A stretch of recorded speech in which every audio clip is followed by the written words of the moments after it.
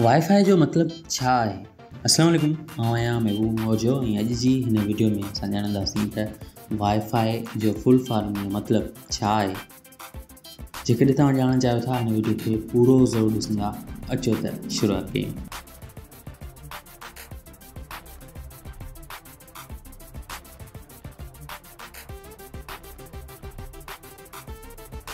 अॼुकल्ह वाईफाई लफ़्ज़ खां हर नंढो वॾो वाक़ुफ़ु आहे ऐं हीअ वायरलेस इंटरनेट इस्तेमालु कंदड़नि जी ज़िंदगी जो हिसो बणिजी चुकी आहे। पर छा तव्हांखे ख़बर आहे हीअ कहिड़े लफ़्ज़ जो मुख़फ़िफ़ आहे? जेकॾहिं कंहिं टेक्नोलॉजी जे माहिर खां पुछंदो त हू चवंदो वाईफाई जो हर्फ़ु वायरलेस फाइडेलिटी जो मुख़फ़िफ़ आहे।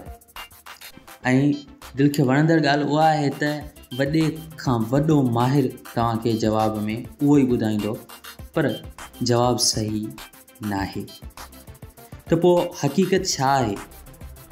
उहा हिकु दिलचस्प कहाणी आहे। हीअ साल 1999 जी ॻाल्हि आहे त वायरलेस एथरनेट कंपेटिबिलिटी अलायंस नाले हिकु साइंसी ग्रुप तेज़ तरीन wireless anti stud IEEE 804-11B जे लाइ को हल्को नालो ॻोल्हण जी कोशिशि कई। उन लाइ हिकु इंटर ब्रांड कंपनीअ खे उहा ज़िमेवारी ॾिनी वई। कंपनीअ 13 नाला तजवीज़ कया, जिन में स्काईब्रिज, टॉर्चलाइट ऐं फ्लाई ओवर जहिड़ा नाला शामिल हुआ। उन्हनि में हिकु वाईफाई बि हो।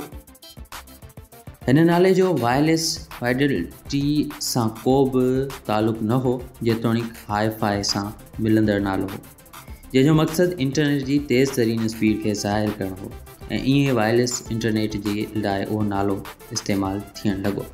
त दोस्तों, हीअ हुई अॼु नंढड़ी वीडियो वाईफाई जे मुख़फ़िफ़ जे बारे में। उमेद आहे तव्हांखे ज़रूरु पसंदि आई हूंदी। वधीक वीडियो जे लाइ मुंहिंजे चैनल खे सब्सक्राइब करे घंटी निशान ते क्लिक कयो। को बि सवाल आहे कमेंट में लिखो। हिन वीडियो खे अञा ताईं तव्हां लाइक न कयो त लाइक करे दोस्तनि सां शेयर कयो। तव्हां सां अॻी वीडियो में तेसीं ताईं ईंदा इजाज़त। अल्लाह हाफ़िज़, गुड बाय।